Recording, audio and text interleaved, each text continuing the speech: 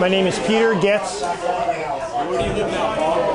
I live down in Orlando, Florida. What was your rank? What was your MOS? My MOS was 7562. I was a helicopter pilot for 46s. My rank when I got out of the Marine Corps was a captain. When did you enlist in the Corps? I came into the Marine Corps. I went through the PLC program in college, and when I got out of college, I accepted my commission and went into the Corps. Where did you go to college? Florida Atlantic University. I went to college at Florida I went to college at Florida Atlantic Atlantic. University. Where is that? It's in Boca Raton, Florida. Oh my God! Where did your family say when you told you joined the Corps? They were extremely pleased because they, you know, I think they felt like it was a good move for me, a good direction.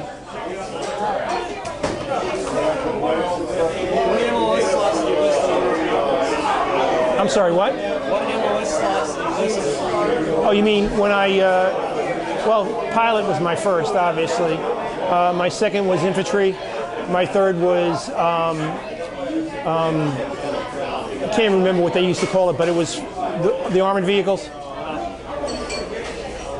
What was or were your favorite songs during the war? I'm sorry, I couldn't hear that. What are your favorite songs during the Vietnam War? My favorite songs? Geez, I don't even remember, to be honest with you. I was really into Creedence Clearwater back then, Crosby, Stills and Nash, you know, Eagles, that kind of stuff. How long were you on active duty? 7.5 years. I'm sorry, what? I was on active duty for 7.5 years. I was on active duty for 7.5 years. How long in active reserves? It was actually 3 years on the active reserves. What rank were you when you separated? Captain. I was a captain. What was your favorite bar around the base or in the country? In Vietnam or, well, the old club, obviously. Anywhere else? No, we were pretty much restricted to the base. When we weren't flying, that's where we were. What are your best R&R memories? I went to, the first time I got shot down, I went into my CO, Colonel Ledbetter, and said, "That's it, you're not paying me enough for this." Threw my wings on the table. So he sent me to Bangkok. So that was pretty memorable.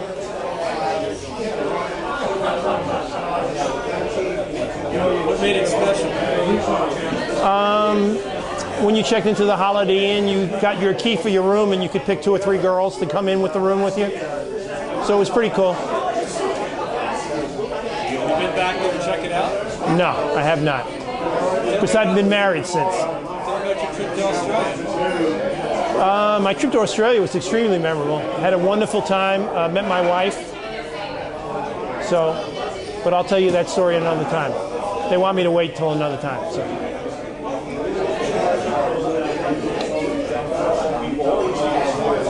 Tell me something about the best of times. Well, you know, everybody deals with those kinds of situations, stressful situations, differently. I always kind of try to treat everything like that with humor. One of my favorite stories was I was flying out of the Recon LZ one time and had been flying for about 10, 11 hours straight and was ready to go back to the airfield, and I had a Recon colonel come on my plane, and he wanted me to fly out. He had just taken over the Recon battalion. He wanted me to fly out and, you know, reconnoiter all his LZs that his troops had. So when I told him that I didn't have enough fuel to go to every one, that I could fly him out and come back, you know, he was pretty insistent. He said, "Lieutenant, you will take me out here." And I said, "Colonel, well, you can either fly out with me and come back or get off my airplane." Of course, the only one who outranks the aircraft commander is a general officer. So he flew out with me. About halfway through the flight, he came up in the cockpit and sat on my console where my radios were. So my co-pilot and I are talking back and forth about what a jerk this guy is. and he's trying to pinpoint, show me how smart he is. This is my LZ over here. So I said, yeah, it is. So after about 2 or 3 minutes of this, I pulled out my visor so he couldn't see my face. And he got mad at me, so he hit me on the helmet with his maps. So he was talking some more. So I reached under my seat and I got my relief tube. And the relief tube is where you would pee when you've been on a plane for a long time. You couldn't get out. So I handed it to him. I said, I can't hear you. So he thought it was a microphone. It looked like a microphone. So he started talking into the relief tube. So I got a letter of reprimand for that. But that was fun. Any more stories you can tell? Yeah, the time I almost died. Not by enemy fire or anything like that, but in the winter in Vietnam, it was pretty cold. You'll like this, Duncan. One of my roommates, one of my hooch mates, a guy named Mike Gilligan, the dog, had come back in from the old club real late. He was drunk as a skunk. And the way they used to have the hooches set up was you had a bunk bed and a single bed. So we would rotate every week so everybody got a chance to sleep in the single bed. Well, I was on the bottom of the bunk bed, and Gilligan had the top rack, and Les Williams, Easy, was on the other one. Anyway, so he comes in the middle of the night, just drunk as a skunk, and it's really cold. So he's stepping on me, trying to get up into his bunk. So he finally gets up there, and I'm trying to go back to sleep. And all of a sudden, I start feeling this electric shock in the middle of the night. And I can't figure out what the hell's going on. And I come to realize that it's Gilligan. He was too drunk to get out of bed, so he was pissing down on my electric blanket, and it was shorting out, and I was electrocuting me. So when I got the blanket off, I got out and I took my boot and I whacked him, you know, in the obvious place. So that was kind of fun. So, you know, those are kind of my memories. Any other stories from it? Any what? Any other stories from it? I got tons of them, but you know, this Les Williams, this friend of mine, he had gone to Bangkok for R&R, come back, and one of the majors from the 53 Squadron had gotten in an argument with him in Bangkok. So when they got back to Vietnam, back to the base, this guy Easy was a NCAA wrestling champion. So this major knew he couldn't do anything while he was in Bangkok because he knew Easy would tear him up. So when he got back to Vietnam, he started to pull rank and everything like that. And we were all sitting around the table, and he came over and he was trying to provoke Easy to start something with him. So Easy said, "Look, you couldn't even beat my buddy Beef down here." So he said, "Which one's Beef?" So they pointed to me. So he grabbed me on my flight suit, and I got a lot of chest hair, and he started pulling my chest hair, and it really hurt. So I grabbed one of those big crystal ashtrays that they had on the table, and I whacked him, and he went down like a ton of bricks. So we dragged him outside and threw him in the piss hole, and that's where he woke up. So you know the only name he could remember when he woke up was Beef, yeah. So that was another tap dance I had to do. But our life was pretty much, you know. I like being a big squad. Now, it's fun. It's great. It's great to be with a guy you've gone through that kind of stuff with and shared stories with and life experiences. I'll tell you a great story about him. I got up one morning to go to fly, and it was real early, so it was pitch black.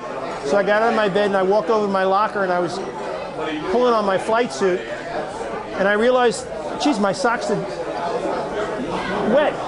Somebody must have spilled a beer or something in the middle of the night, right? So I went and turned on the light, and it was Pig laying out on the floor, and of course, you know, he had just gone right there. So what are you going to say, right? So I just kind of kicked him and left. Anyway. No, you know, I think experiences like that teach you a lot about yourself. I don't think I ever particularly agreed with the Vietnam War, but I love being a Marine, I love being an officer, I love being a pilot.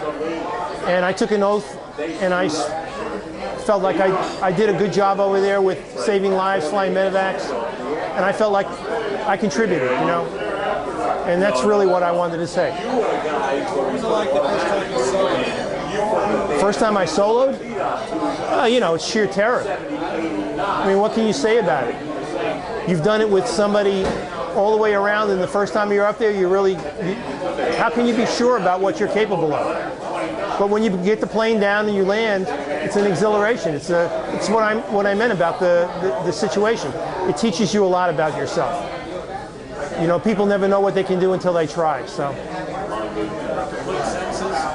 Oh, complete sentences. What was it like the first time you soloed in the helicopter? Oh, in a helicopter. Well, first time I soloed was in a fixed wing, a T-28. In a helicopter, you have to understand helicopters are three-dimensional, where fixed wing are two-dimensional. So not only can you move forward, but you can move backwards, and you can stop and just stay in one spot. So it takes a lot more coordination to fly a helicopter. And I was really excited to get involved with that, because I really felt like that was the ultimate in flying, because you could do so much more with a helicopter than you could with an airplane. And I loved it. And the first time I soloed, I called everybody I knew. I told them I'd soloed. Bought everybody in the O Club a beer, too. What was it like the last time you soloed? Relief, because I knew that was the... Are you talking about in Vietnam, or are you talking about... Last time you flew a helicopter in Vietnam? It was relief because, you know, I had known stories of several people that had, like, were short-timers, a couple of weeks to go, and gotten shot down or killed. And, you know, you get a little... It's very dangerous because you're overly cautious in those situations. But when you're finally done and you sign out your last book and you know you're going home, it's a tremendous relief. You know, you're excited about, you know, you've made it through an experience that not many people can say they've done. And